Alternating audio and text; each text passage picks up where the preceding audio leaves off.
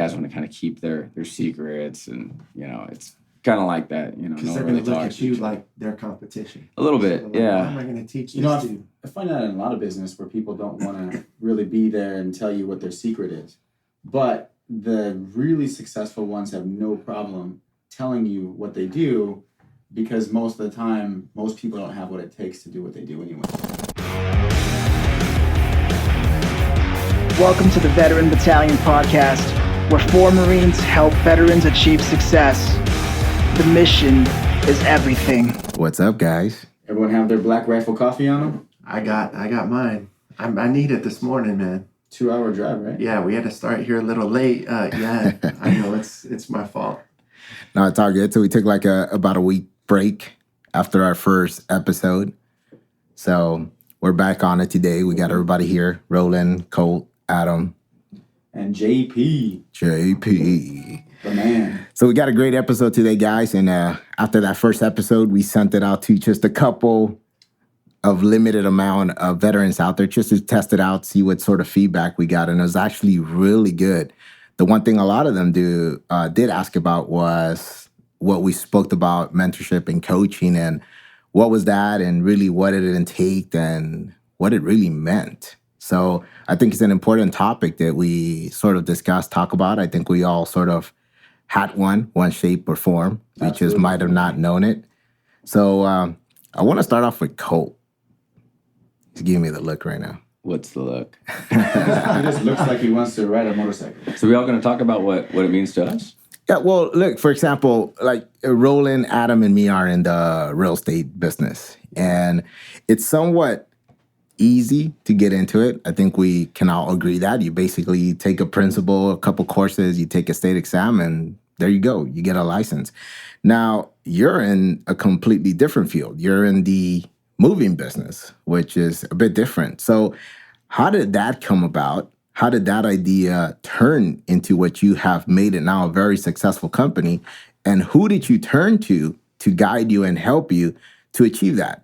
If anybody, or if something you read, a podcast, or where was it? Because that's going to sort of open up the topic into how some veterans out there could go seek help, go seek knowledge, and ask the right questions to start something like you have done.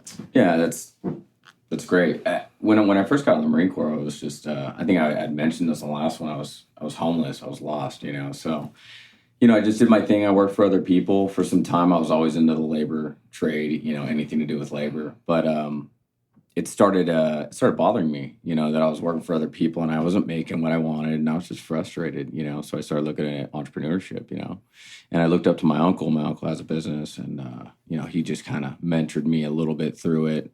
And I just kind of started off with just one job. I got called, and I was sitting at home, just drowning in my sorrows. I missed the Marine Corps and all this other stuff. And anyways, ended up going, and I just did a moving job. I had a friend ask me, hey, can you go help out this elderly couple at an assisted living? Grabbed a couple of my buddies, and we went over there. And I kind of liked it. So I rented a truck, and then that just kind of evolved. And then I just kept going. And then I just started turning it into something. I got some T-shirts. I had no idea what I was doing, So what advice? Did you go to your uncle and ask for advice? Did you ask him, like, how do I get this started? What's the funding? Do I need to put up any upfront money? Like, how did that go about? He kind of just his mentorship for me was just kind of hard love. It was like, all right, man, well, you got to do kind of X, Y, and Z, and you got to figure it out. And I was like, okay, well, what does that mean? He's like, well, find out from other people, find another guy that owns a moving company and basically go ask him. And I was like, okay, well, that shouldn't be too hard. Well, it was, because none of those guys wanted to talk to me. so because it's one of those industries where, guys want to kind of keep their secrets, and, it's kind of like that, Because they're going to look at you like their competition. A little bit, yeah. How am I going to teach this to? I find that in a lot of business where people don't want to really be there and tell you what their secret is. But the really successful ones have no problem telling you what they do, because most of the time, most people don't have what it takes to do what they do anyway. You're right. And the number one thing that I learned is, it was all self-driven. A lot of it was from me, and I looked at other people. I listened to, I did listen to some podcasts. Podcast wasn't really a big thing when I first started this. And then I just kind of looked at inspirational videos and just, these little quotes, those quotes like the millionaire or whatever on Instagram. Yeah. So those quotes, I just like would look at them and read them. And that was just kind of my drive. But I've always kind of had a lot of drive. And I think that's the number one thing you got to have, even if you're not the smartest, guy in the batch or whatever, you just got to have drive. If you have drive, then I think you can do anything. So after you established this, you started, your uncle basically tells you, hey, go out there, try to find somebody that's done it and basically duplicate or repeat what they have done. You got everybody turned their back on you. They're like, we don't want you in this industry. This is our territory. Like, what was going through your head and how did you overcome that in order for you to say, okay, well, obviously it's challenging, because a lot of people at that point would have given up. Oh, yeah. A lot of people at that point would have said, dude, I'm knocking on doors and I'm getting doors thrown at me or closed at me. I'm just going to give up and go do something else. And entrepreneur is not easy at all. And people mistake that a lot of the times and think, well, I have this great idea. I'm just going to go out there, put it out, and then just money's just going to start flowing in. But as in your case, as you can see, it's something that took fucking effort and for you to keep on moving. So how did you overcome that, and what steps did you take in order to move forward and then start getting your gigs and stuff like that? Yeah, a lot of it was just the drive and just knowing that I had a family at the time, and I had to get my ass up, man, early, every day, and that was like, I think the hardest part was trying to figure out, like, I had to have a schedule, and it took me years to figure that out. I had to get my ass up early in the morning, just like I would a normal job. There's no difference being an entrepreneur. If you guys are thinking out there, you just sit on your ass at home and, you could just relax. It's harder. It's 24 hours a day. You're gunning it. You're going for it. So what I did was, I had asked my uncle some questions, and he owns an auto body shop in Simi Valley, California. And I just said, hey, what I need to be to get the next step? And he said, just keep getting up every day and work at least 5 days a week. And work the hardest that you can those 5 days a week. Get up at 6, and work till at least, 8 at night every day. So I did, and I just kept going for it. And little did I know that I had to have some money when I started, and I was growing fast, and I needed more trucks and all these other things. So a lot of companies start off with about $300K. I started with zero. Nice. So I had to figure it out. I was borrowing people's vehicles. I bought a pickup truck. I don't know. It was like a chore for me. It was like, I remember that. Yeah. But I treated it like a hobby. So, and I've talked about this a few times, I think, with you guys and in our when we were doing our videos. Is you gotta think of business as a hobby for yourself. Like, if you like to do it, it'll come easy and natural, because then it's not a job anymore. You wake up and you like to do it. I like doing what I do, so it's not hard for me. I like the physical aspect of it, and I like the leadership part of it, where I can, lead guys, and, they ask me questions about life. And a lot of these guys that I have working for me are young. So I like the whole leadership part of it. I like, giving back to people and being able to do that because I have trucks and I can help people. So all those things kind of pile into one thing. But the main goal for me was, when I was homeless, I just made a pact to myself that I'm never going to let that happen to anyone else again if I can try to prevent it. So the goal is to make the company big enough to where it's in every major city in the United States, and then have some sort of transitional thing in place to where, if you're fresh out of the military, you can go straight to one of our places, and then you'll have, 10 days of a time lapse to where you can get your shit together. You can come there. There's a 24-hour duty, which you'll stand post.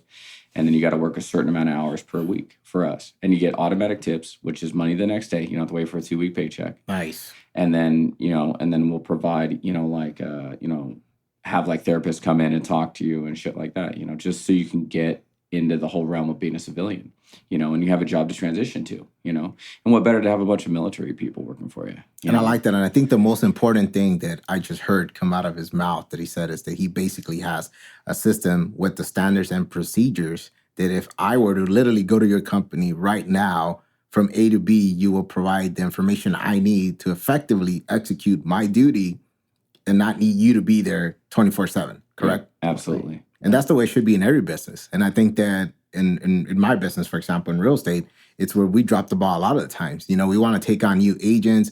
We want to have this massive team, but fail to put in the right dots to calibrate them to success. To make them successful. And a lot of it's because we're just fucking selfish.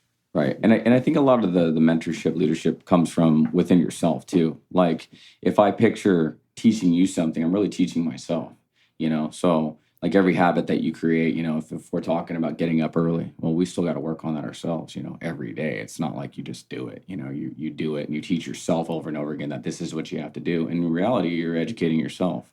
You're mentoring yourself by teaching somebody else that, hey, this is the right way to do things because it's worked for everybody else and it's starting to work for me.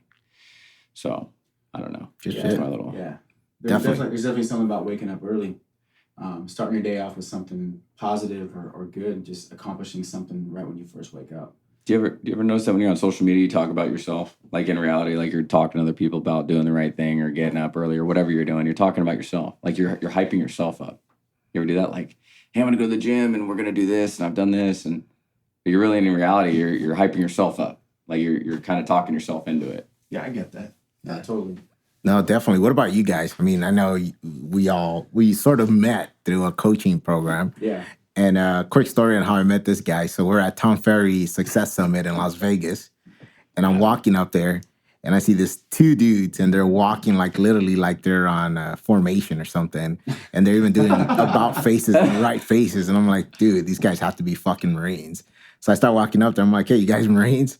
Oh, fuck yeah, dude, we're Marines. The guy with the EGA pin on his fucking suit. No, that's how we met. But we met at a conference where you get all of the best realtors in which they share ideas. And we all at the time were paying for coaching. Mm-hmm. And just to kind of break down the mentorship and the coaching part of it, I think it's in every part, or if you look at any successful person out there, at some point they have had somebody that either mentor them or guide them to scale their business or to take it up to that next level. And I think it's important in life that we all seek that, because in order for us to have a breakthrough or be able to 10x our business, our life, whatever it is, if we haven't done it, how do we know what to do in order to achieve it? Absolutely. Exactly. And, I want you guys to sort of briefly speak on how you got into mentoring and coaching, or, I know you guys started with Tom Ferry, if you guys started with anybody else before that, and what was your reason behind that, and how did that actually help you in your business? So there's two things to that. One is accountability. Right? So someone kind of holds you accountable for the things that you're supposed to do every day, right? Another thing too is someone who's been there directly. Your mic is off. The fuck you mean my mic is off? His mic is off, so you gotta hold on. Hold on. You see that click there? You gotta push it up. Yeah. There. Get the fuck out of here. How about that, though, dog? Bro, you set this shit all up this morning. How about that? Look at that. 2 Marines with their mics. How many Marines does it take to hook up a studio? So I was on to something good. We're going to have to bring someone in from the Air Force to join us on the podcast. I'm telling you, man. Fuck. All right. He was right in the zone. So there's a couple things. One's accountability, right? Someone to hold you accountable for just your basic stuff, right? Because you can write something down, but if you don't have, if you're not implementing what you're supposed to do every day, you're not going to become successful, right? I think that's important. Another thing is obviously someone who's been there before, who's been through the tribulations and the trials and all that stuff, and has really, do this and not do this, and and really someone who can like look at your business and look at you and say, look, this is what I would do. I don't think you should go this route. This is what you have. And you know what I mean? So I think having someone like that on your corner is so important, especially coming from the military, where a lot of times you're just kind of told what to do. And then when you get out, you're not told what to do anymore. Do you feel that you have a mentor while you're in the military? Yeah, there's someone that you always look up to. Like my platoon sergeant was always someone. He's always the first one there, always the best, uniforms. Now they don't have to press their shit, but he was always one that had the most crisp uniforms, always fucking making sure that my shit was good.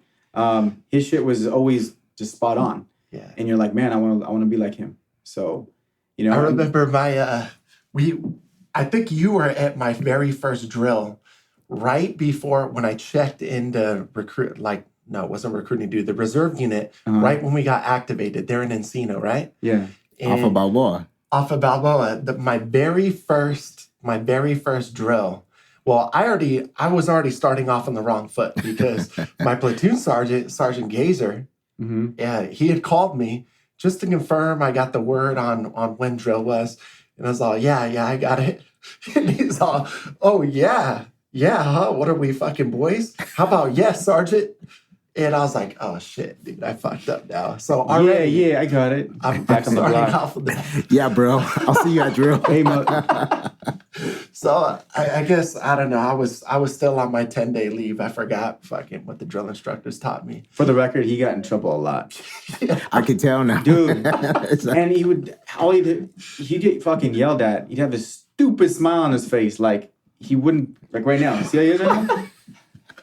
Just the funniest shit. So then I get there to drill, and I'm already, damn, dude, I'm already messed up. So I show up to formation, and I show up to Sergeant Gazer, and I'm like, hey, Sergeant, I'm here for a drill. And he doesn't even say a thing. He just looks up at me, looks up at my boots, looks down at my boots, and he's like, did you shine your boots? And I was like, yes, Sergeant, I did. And then he calls Corporal Ventura. At the time, he was a corporal who was like my squad leader who was assigning me to.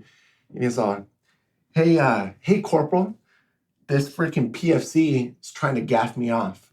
He apparently doesn't think it's important to shine his boots.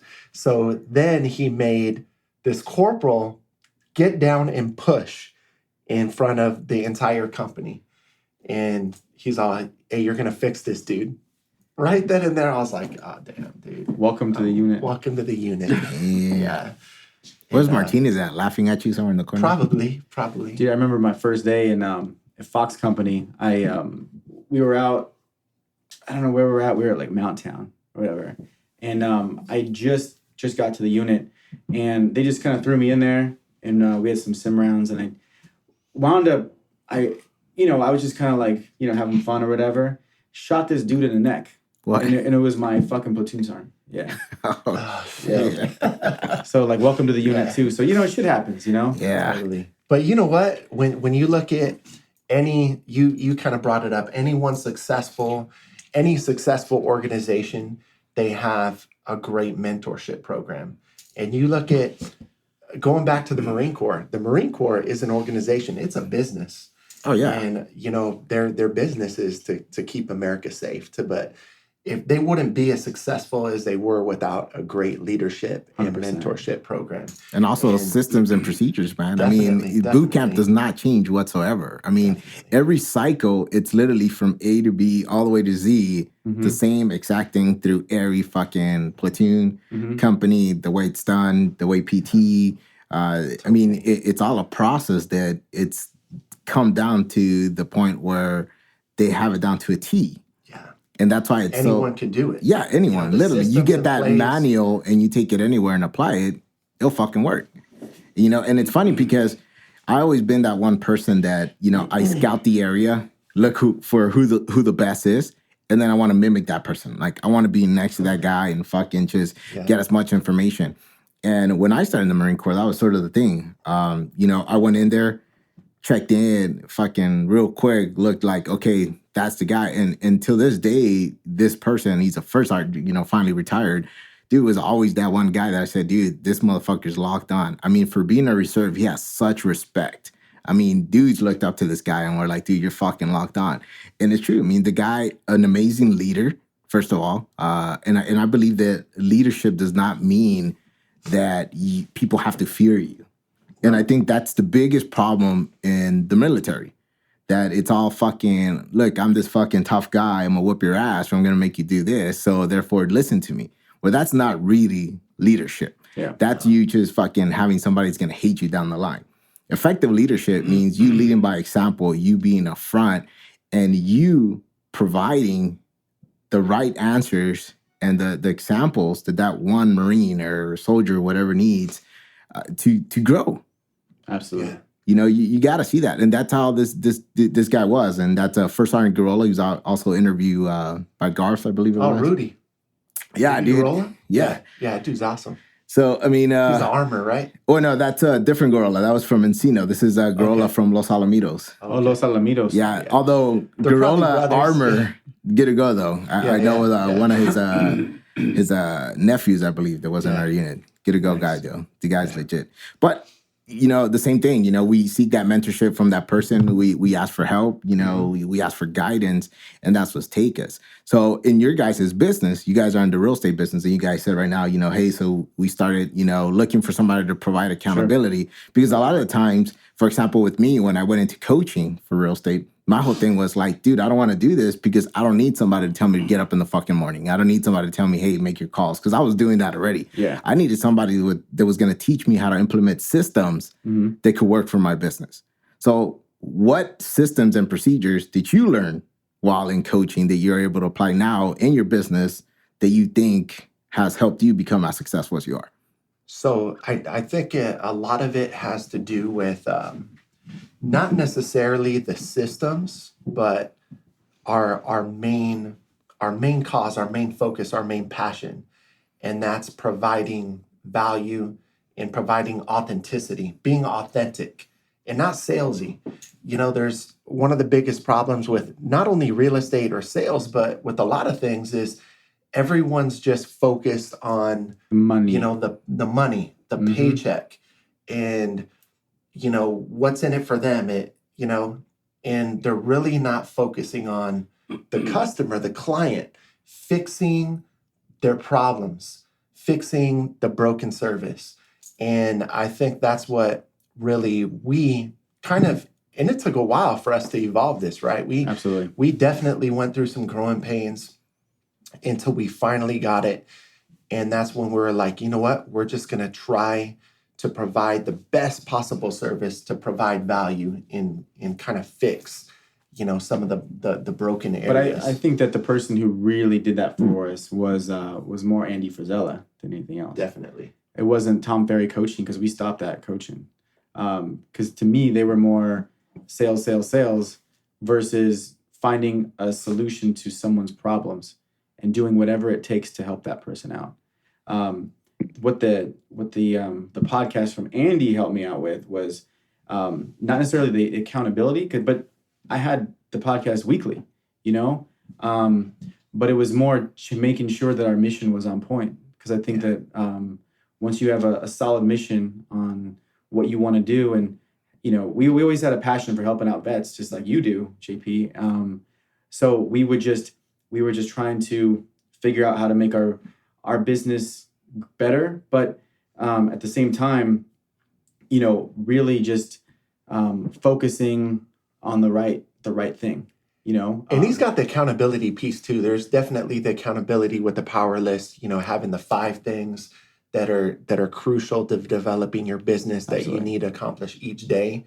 And if you don't do it, you lose that day. Yeah. So you try to win every day, every week, every month, just for your life, Powerless is badass. And that's accountability is huge, because that's what's going to tell you if you're doing what you need to do. Correct. Win, And I think that's the biggest thing on any business, that, you go out there with a plan of attack, but if you don't hold yourself accountable on achieving those goals, then you're pretty much shooting blank. You're very much going nowhere. And that's like every business down the line. Like the biggest thing I run into is I have a lot of veterans call me with ideas, right, for businesses they want to start or stuff like that. So my question always is like, what have you written down and when are you going to implement this? Like, I want to know what you have thought down and what's the due date. Yeah. This is how you know if somebody's fucking serious or not.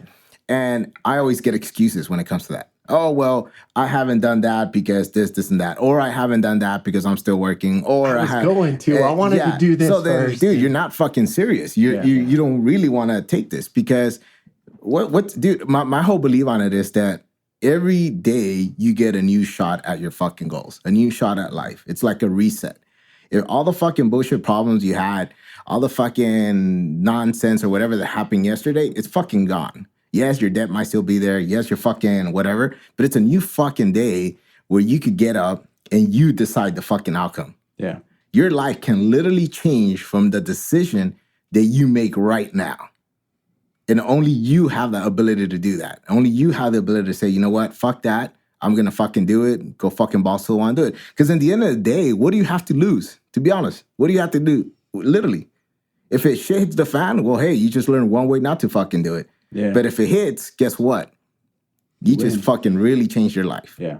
You really changed your life. And I think that's why mentorship and coaching is important, because they're going to teach you to fucking see that vision and help you guide you. And I think there's a quote that I wanted to read from you guys from John C. Maxwell. It's actually Arthur, and wrote the books, the 21 Irrebuttable Laws, I think, or Refutable Laws. Yeah. And it goes something, one of the greatest values of mentors is the ability to see ahead what others cannot see and help them navigate on a course to their destination, which I think that's fucking powerful, man. Definitely. I really think, because sometimes we need that help. But you got to remember, though, if you're going to go seek mentorship or somebody to coach you, you also have to come correct. You can't sit there and be like, hey, this is what I want to achieve, but then not be willing to deliver or sacrifice or put it out there, because then they won't mess with you. They won't mess with you. You have to be willing to put in the work. You got to be willing to put in the work. I mean, let me ask you guys this. You guys had the opportunity to go to Summer Smash with Andy Frizella in Illinois. You guys met him, right? You guys met Missouri. Yeah. And this is an opportunity that not a lot of people, I mean, I listen to Andy Frizella, and dude, I mean, if I ever got to see him, I'm like fucking all these questions going through my head. Yeah. Like, when you guys had the opportunity to sit there, what would be some of the things you would ask him, or what would be a question? Because I think this is very important when it comes to fucking mentorship as well. Didn't you guys get to ask him questions? Yeah. We did. A lot of it was when we got a chance to talk to him, it was pertaining to our personal business and branding and stuff. But man, there's so much that you can gather from this dude. I mean, literally our whole concept, that's like, as Adam said, that's where the kind of shift took Our business place. model is based our off business of model what he completely changed. And it's just what he does with his supplement company, First Form. I mean, they got it down, dialed in, but it's something that'll work. It doesn't matter if it's supplements, real estate, insurance, pest control. If you use that model, you're going to just straight kill the game. And I like that. I like that part in it where he says, you know, whatever you can do for the customer. And he Just talks like- about being in his call center. For an example, what are you doing this weekend? For free? Oh, yeah. Okay, that's you don't honestly mention something, that, right? Well, it's something like I have in my soul, but I've listened. I know what you're talking about. So there's a customer that, you know, is real sick, and they couldn't afford a second truck, right? So we have 2 loads. So as the CEO of the company, I'm going to drive the load out for them. I'm actually going to physically take it out there and unload the truck. What we talk about, which is providing that level of service that no one else can, but just putting the customer first no matter what. I think it's just doing the right thing, right? If it doesn't cost you any more and you can find a way to work around it. I mean, we're in business, right, to make money, right? But you don't always have to make money. You don't, because it'll come back to you tenfold, right? You do the right thing for somebody else because they need it, or it's just the right thing to do. Yeah. That comes back to you, man. It does. It really does. It really does. And people see that, and, you know, it's just about being... You can't get paid to do it. You can't do it for the publicity or any of that crap. You know, you got to do it because you want to do it, right? It's the right thing to do, right? And if you do it because of that and your heart's in the right place, there's no one that can hate on you for that, right? Putting the customer first, doing the right thing, and then not being afraid to put in the work. That's most importantly. That's in that, and then you have the accountability to make sure you're hitting the target. But putting in the work, that's, I think, you know, a lost art right now.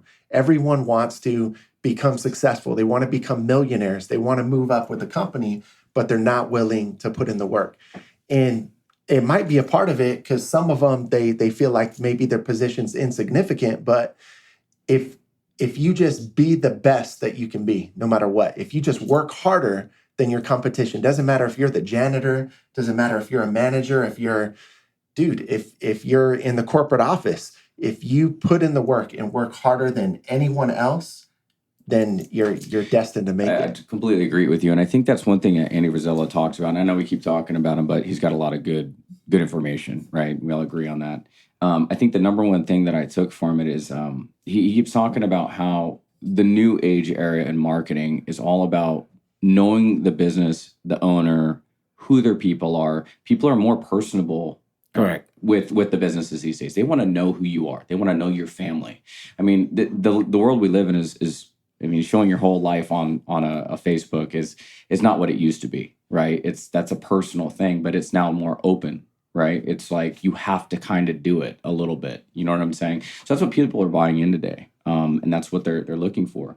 And I think that's why I changed my business model, and it's all social media, mostly. I constantly show pictures of our guys. I mean, you guys have seen it, right? It's constantly pictures of our guys, what we're doing.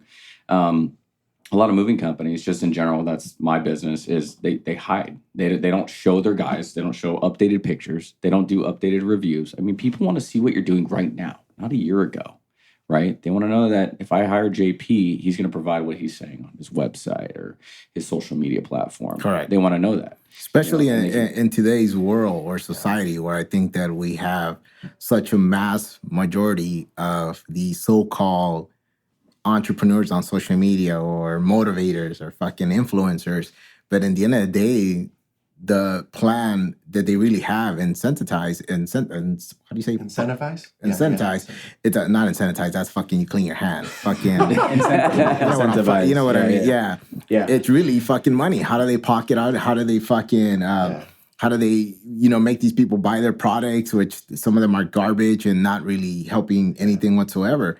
And so for they never build a successful business they themselves. haven't. It's like right now, trying to sell like you. every fucking person out there now is a fucking social media marketer. Yeah. Like I get so many fucking calls and I sit there, I'm like, well, fucking, what did you do? How did you build your business? They're like, oh, well, I took this fucking course and therefore now I'm able to do this. I'm like, get the fuck out of here, dude. I have a good point right now. That first sergeant was a badass, right? At one point, he was a fucking boot on the yellow footprints, right? At one point, he was doing field days, right? At one point, he was picking up trash. You have to start from somewhere. Definitely. You know what I mean? And definitely. He had a mentor. He probably looked up to his platoon sergeant, and he's like, man, I'm going to be like that guy. And then he fucking did the things that he had to do to stand out. And now he became a first sergeant. And you know what? You know why the Marine Corps is so damn successful? Because this concept that you just brought up, they build it at even the beginning stages in the Marine Corps.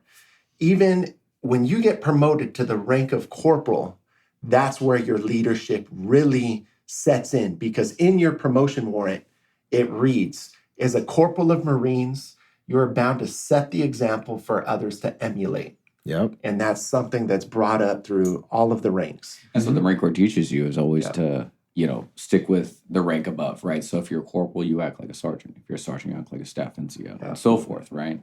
And that's how you have to think. You can't think that, I started a business, I'm not a millionaire yet. No, you got to think like a millionaire. Fuck yeah. Definitely. You got to get up every morning. What does a millionaire do? He gets his ass up at 5 a.m. every morning. He checks his emails. Then he gets out. He goes, works out, and then he does X, Y, and Z throughout his day. You got to have that plan. Every successful person I've ever met they get up super early and they have a fucking plan. Everything they do is like in sync. Like everything they're supposed to do every day, they do every day, no matter what. Exactly. And then you actually mentioned something yesterday, but you had a fucking shitty day. So what happened yesterday and what made you feel that way and how did you overcome it? It's I think we all fucking get that. There's always that one day where you just wake up and it feels like you just fucking hit a brick wall. Yeah. And that was me yesterday. I got up at 4:45 and I just felt like, fuck, dude. And I've been working on my sleep. And I think I briefly shared with you guys that they found this lump in the back of my fucking neck, which has to be removed now. And it's been causing a lot of pain. For me, it's a fucking excuse. For my wife, it's like, dude, that's fucking serious, right? But this fucking typical Marines, right? So, it's been bugging. So sleeping has been sort of a tough thing, but I've been going hard on this project that I've been working on. And, long hours, very small sleep. I get up and I'm just like, dude, I just do not want to fucking get up today. And I tell Alexa to snooze like fucking 4 times. And it's like 8 o'clock now. And I'm like, dude, just fucking get the fuck up. And if you guys ever read the 5-second rule, and I think Sharon spoke about this, I literally just fucking start counting down, fucking get the fuck up, wash my face, and sort of force myself to kind of push through it. And even while I'm driving to the office, I'm still feeling like shit. So the first thing I did when I got there was do the most uncomfortable thing that I could think of, which fucking just start cold calling people. And I fucking get on the phone and my first few calls are like shit. Because, people could hear it. I'm not fucking fully there. I'm just sitting and fucking talking now. The first dude that picks up cusses me out, tells me to fuck off and to leave him alone. The second one is a fucking Hispanic lady, and she says she's gonna call the cops on me. So it's just like, fuck, dude. Like, this shit, I should have just stayed home. But that's where your mindset and mentality comes in. And, you know, what I did is I walked. I went downstairs, and my office is by the Grove. So I started walking to the farmer's market, just kind of walk, kind of sense of what's going on. I read this one thing a while back, and it said that if you walk and you look at people and just smile, it will actually change your fucking attitude. And so I started smiling at people, dude, and all these, like, people give me weird faces, like, what the fuck's wrong with this guy? Like, fucking creep and shit. But I'm literally walking, smiling at fucking people, and there's all these tourists, and, you know, waving at me and everything. But, dude, I mean, I felt a lot better. I got to the office, knocked it out, got the work done, you know, still went to the gym after. It fucking sucked. But, you know, it's like you fucking make it work. Yeah. And I think that's the big difference with a lot of people out there, that while other people, we're always going to have those demons in your head that are going to say, no, fucking sleep an extra hour, or no, you feel sick today, don't fucking go, don't do this. But what I'm saying is, and it goes back to what we spoke earlier, is if you have a plan and you're fucking trying to get to that objective, you're going to do whatever it fucking takes to make it happen. Regardless, that's the sacrifice. That's the sacrifice, man. Just need to get up. And that's the thing is, I'm at the gym at 5:30 every morning, and if I wake up 10 minutes later, I already fucked my shit up, and mentally I'm like rushing. You know, like I have a fucking plan every day. 5:30 gym, then I'm here at the office by 8:30, and if it's like, if my shit is like off at all, it messes with you mentally. But man, there's been times where I missed the gym and I've gotten up at 5:30. It's like, fuck it, I'll go later. Just your whole day is screwed. But you know, you got to immediately get back on track.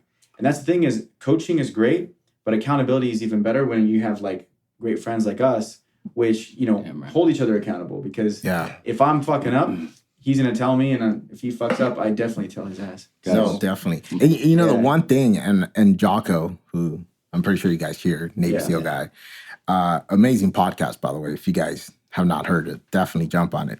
And he talks about motivation and how motivation is your biggest fucking enemy. One, because people go out there and seek motivation and they think it's something that once you get it, it's fucking there forever. And it's not. Motivation's a bitch. Motivation comes and goes just like your fucking ex. I mean, it's fucking crazy, but it's true. Yeah. You know, sometimes it'll be there, sometimes it's not. Sometimes it fucking completely went on fucking vacation. But that's where it really comes down to you, your will, and your mindset to fucking still fucking go through that and remind yourself. Because a lot of people always ask, like I'll get messages on Instagram like, dude, how do you build the habit of like constant motivation? Or how do you build the habit of discipline and go there? Like, dude, I'm not perfect, dude, and I'm still trying to figure it out. But I'll tell you right now that the one thing I always do, if it's, for example, discipline, I keep on going back to whatever it is that fired me to fucking motivate me to go through that. You got to have a why. Exactly. That why. You just go back to your why you want what you want. And even when you go back to that why, it's still not going to be 100%. Yeah. Like people think that, like, go back to my why and fucking start running all this shit, affirmations on their head and all this bullshit. And then they'll be like, fuck, well, I'm still like not 100%. Well, no shit. You're not going to be 100%. Not every day is going to be the same, but this is where your fucking willpower and your discipline has to kick in, because you still have to go out there and perform. Because eventually, the more you do it, the more fucking results, the more accountable you're going to be to achieving your fucking goal. Definitely.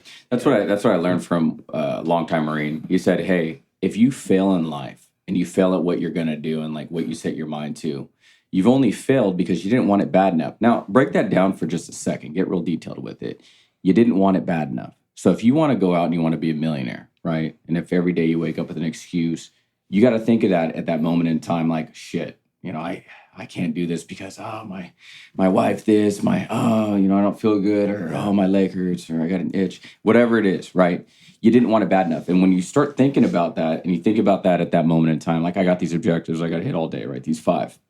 I got to go to the gym. I got to do this. I got to call these people, whatever I got to do. Well, you know what? I'm not going to call those people. Oh, I can't make it to that thing. Oh, you really needed my help, brother? Oh, I can't be there for you. Whatever it is. If you get to that point to where you're making excuses for everything, you didn't want it bad enough. So if you fail yourself, you didn't try hard enough and you didn't want it bad enough. And that's just it. That's just the end of the game. Yep. And you know what? Even if you fail, that's what's going to separate the losers from the winners. Mm-hmm. Is the losers, they're just going to quit. They're going to stop right there. A winner is going to look back at their failures and they're going to tweak things. They're going to be like, okay, what can we do differently to break past this? And then they're just going to find a way to get it done. And Absolutely. you know what? There's a lot of mixed feelings with this dude that I'm going to bring up, but he's the president of the United States. And when you look at as an entrepreneur, as a businessman, look at how many times he's failed. He's filed bankruptcy. How many times? Shit, a couple. A couple of, yeah, definitely.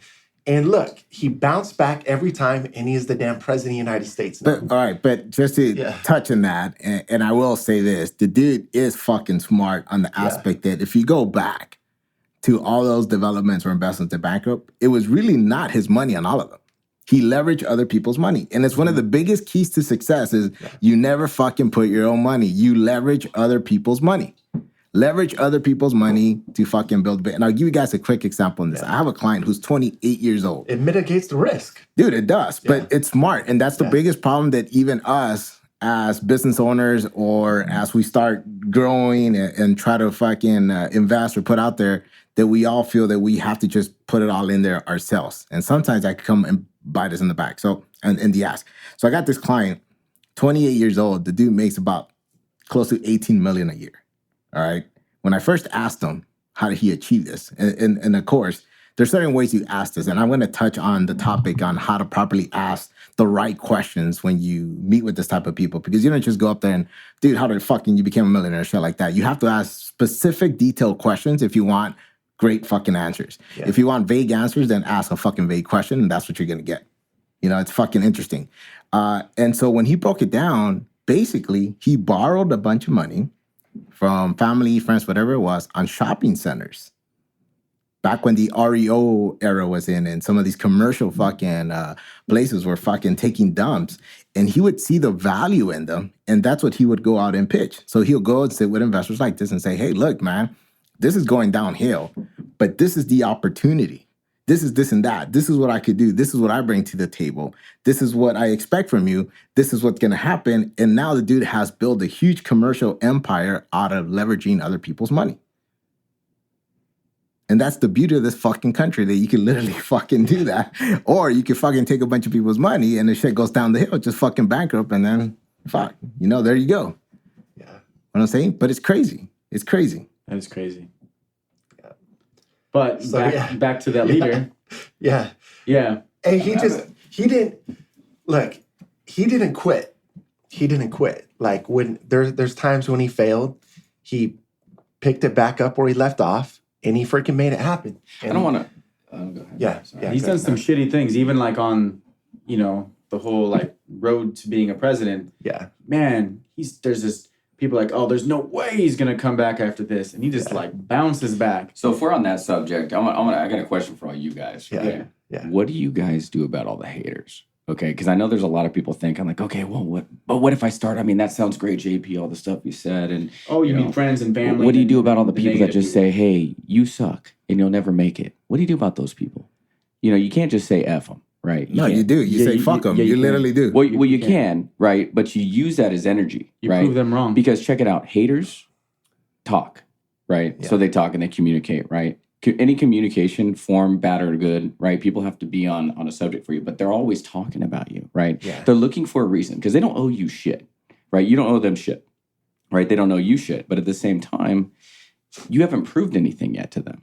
Right? Totally. So you should use that as your motivation to say, hey, I'm gonna get my ass up every day because this guy he's watching me. He's making sure I fail. And then when you actually need his feedback, right? You'll already have been successful by that time. Well, you don't need it anymore. You don't need his feedback anyways. Yeah. The biggest thing, you don't want to focus on it because it's just negative energy.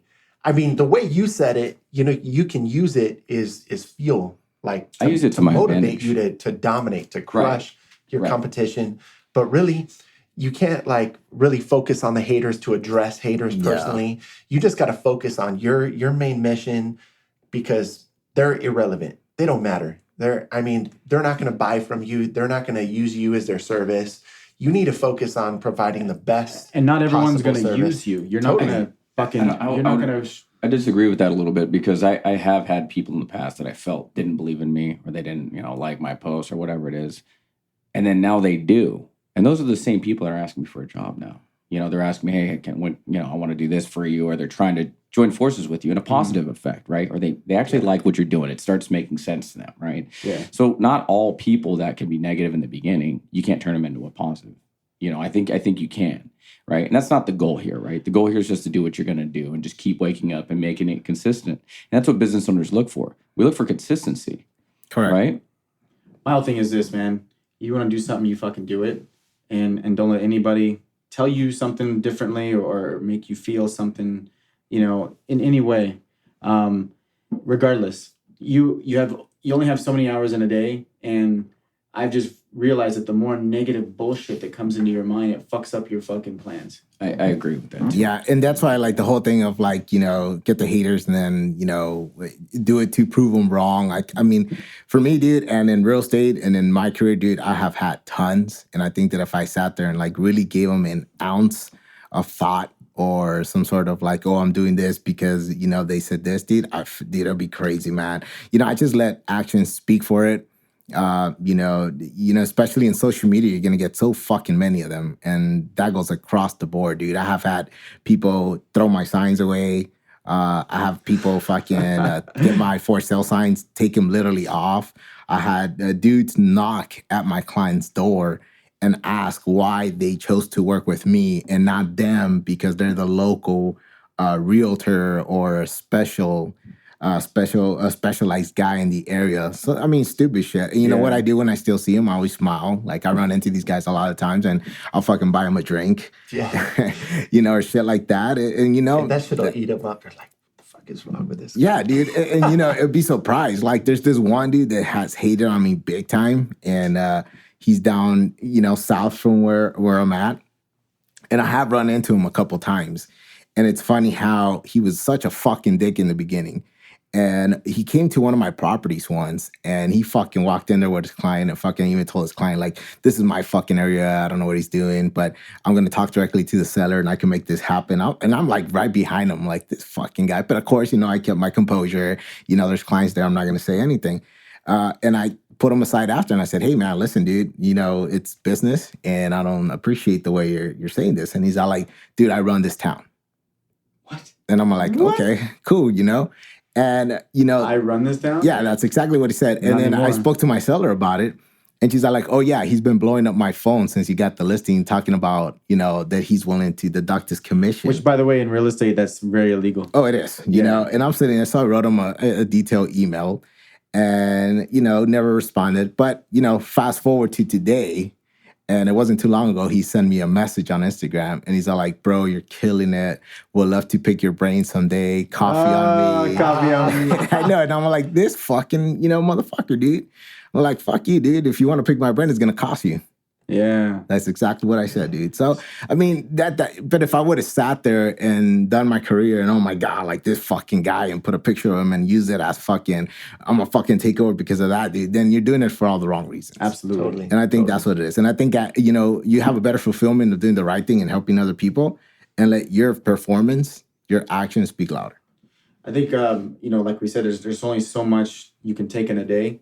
And what's made me different and Roland as well is, you know what? Fuck everything else. We're just gonna provide the best service to these good people, veterans specifically, and we're gonna do it better than anybody else. So people want to say, oh, I run this town, and I drive a fucking Mercedes. Fuck all that stuff, man. And that concept, I'm just gonna take care of this guy better than anybody else. It's gonna relate to just about anything, any product, any service. Leadership, mentorship, if you really, I think what it kind of boils down to is if you care for others, whether you're a leader and you're working on a team of employees, team members, if you really care to help them succeed, that's really what's going to make you successful, the company successful. Definitely. And it goes down to the service that you're providing as well. If you really focus on others, providing the best possible service and helping them, you're gonna get to where you need to be. Guys, I got a homework assignment for everybody out there listening, right? And I want everyone to try this at home. take yourself off of anything that could make you money, right? So just try to find one thing that you do for one person that's positive, right? Whether that be in business or that be just helping someone cross the street. Just do something that's positive that you don't charge for, right? Just one thing, right? And then take a step back, and at the end of the night, see how it made you feel, right? So if it's in your business, right? And let's say you're at a pawn shop and you sell stuff at a pawn shop, right? Someone comes in there, maybe it's like a World War II vet or a Vietnam vet or something, and he sees a knife he likes and it's real cheap, and it's something that, maybe he doesn't have the money for. You just give him the knife just because it's the right thing to do, because there's that connection. Try that. And then just take a step back and think about it. Think about how it made you feel. That's your homework assignment. All right. Good shit. I'm gonna go buy knives now. Yeah. And donate it. Make sure you background check though before you put them out. So Get back to close this up. yeah. So real quick, how would somebody go about looking for a mentorship or coaching? What would be like some of the steps that you guys would suggest in order for them to kind of get started? Industry specific. I mean, Yeah, exactly. like if you see someone who you look up to in your specific business, who's already where you want to be eventually, I think that's the first place. Definitely. Just, because they may gaff you up, but they'll say, hey, this is the guy who helped me, or you never know. But don't stop. So Don't ever stop. You have to make it happen. So Continue to go. if you reach out to this individual and they don't respond to your DM, they don't hit you back up, you just got to be relentless with it. You just got to keep following up, be persistent, because a lot of times they don't want to waste their time on someone that just doesn't have what it takes, isn't going to put in the work. Correct. So that's the biggest thing. I think you said industry specific, and then just try to personally reach out to them and just don't give up. Because I didn't realize until I became a business owner that other people actually hit us up and they weren't in the right frame of mind. They weren't in the right place. They weren't coming from a genuine spot. And Well, you become more valuable at that point. I think that even as our business grows, you're going to have to scale up at some point. Like we all started with some sort of mentorship. Could have been a manager at a brokerage, could have been a top producer. In our case, it could have been a CEO, whatever it was. Yeah. But then you scale up as your business grows, because what you will notice is that the more you start doing on your business, the more you're going to want to know so you could build, whether it's an empire or something. Sure. And I think one of the key things is the right questions to ask, because we go to a lot of self-improvement conference and we have the opportunities to have a one-on-one talk with a multimillionaire or billionaire and sort of get a chance to ask any question we want to determine, what insight they have done or they have applied in order for their success. So I sort of wrote down 5 of the top 5 questions, and I took this down from Tim Ferriss, Tribe of Mentors. By the way, it's a great book. If anybody else if anybody out there gets the opportunity, you should definitely get it. It's a great book. And I'm also going to recommend 2 others, but I'm going to start with this. And one of the quotes that he has in here, and I think it's an amazing quote, is life punishes vague wish and rewards the specific ask. Because I've been through many events and I have been like behind a person. For example, at Tom Ferry Elite Retreat, Time Bailu is there, and he's Quest CEO and all this stuff. And I'm going through my whole mental process of what question I want to do, craft the right question to get the right answer that I want. And the person in front of me sits there and asks, "Can I have your phone number?" And I'm sitting there like, "What the fuck?" And he's like, "No, you can't." And then he basically sits there kind of like, "Really? Like you asked that?" And he says, "Well, what did you eat for lunch?" Like, you shitting me. No, stupid question. Fucking serious? Yeah. And I'm sitting there like, fucking, this is why people fucking don't go anywhere. It gets annoying. These guys are like, fuck. It does. And so, for example, my biggest thing that I ask, and it's actually on one of this list, and I just had a meeting with Sharon, I spoke with you guys about, and my whole thing is always like, what 3 books have you gifted to somebody, or what book have you read that has created a big impact in your life recently? And that's something big, because now you're kind of picking on their brain. You're kind of like really understanding their point of view and what they're doing to also self-improve, which is important. Yeah. Another one is, what purchase of $100 or less has most possibly impacted your life in the last 6 months or in recent memories? Now, this is just down to getting specific, the way they think, the way they brand. And all these are soft questions that you ask before you drop the other one. This is like in preparation to something. So here's another one. How has a failure or apparent failure set you up for later success? Do you have a favorite failure? Interesting, right? That's crazy. And if you have a gigantic billboard anywhere with anything on it, you know, speaking your message out to millions and billions, what would it say and why? Even if it was a few words or a paragraph. Damn. And it really makes you think. And the reason you ask this is because now you're really getting in debt to their mind and the way they think. And that's really what's going to help you in getting the most out of your question out of it. And the last one is, what is one of the best or worthwhile investments you have ever made? This could be investing in money or in time. Awesome. So just a point out there, you know, if you're ever having the opportunity to meet with somebody like this, you know, ask the right questions, you know, because it's not just about going up there and, hey, what's your favorite book, or how did you become a millionaire? Because these people don't really, you know, questions like that, they're just going to put you aside, you know. But when you give them intriguing, challenging questions, that's where they see your value and they want to spend more time with you. And that's how you start breaking that relationship in there. So 3 books I'm going to refer out there: Tim Ferriss, Tribe of Mentors, Start With Why, Simon Sinek, and I'll let you guys choose the last one. What do you guys think? Well, there's that one, Adam, he's getting ready to get on the second stage of the body transformation. So Tim Ferriss, he also has another one that's a New York Times bestseller. That's The 4-Hour Body. And definitely a must read on, you know, your physical fitness level and being as productive as you possibly can, you know, and becoming superhuman. So What I'm gonna about the throw one? that Tim Ferriss? What in there about the as 1 well. hour work week? You guys ever seen that? It's a good book. Yeah, it's really good. It's a good Yeah. book. Damn, we're just like blowing up Tim Ferriss this morning, huh? Hey, man, Hey, Tim Ferriss. he's a dude. good. I got to look into He's this the Tim man. Ferriss, Yeah. man. I'm not a big reader. No, definitely, guys. And also, if you're not a reader, man, podcast. Right. You know, Andy Frisella is a great podcast. Top Marketer is a great podcast. If you have a business and looking for great marketing ideas, they always have top marketing people that are actually doing damage out there. You know, go out there, give you tips, free tips. Absolutely, just take it down.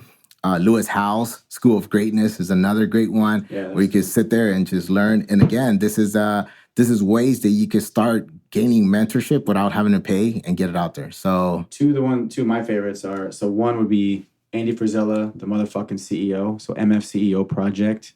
We're talking about podcasts now, right? Yes. And then the second one would be Ed Milet. He's a good one too. dude, but you forgot the best one out of all of them. Veterans Battalion. Fuck yeah. Thank you for listening and serving. Please take the time to leave a review on iTunes to get this podcast heard. The mission is everything.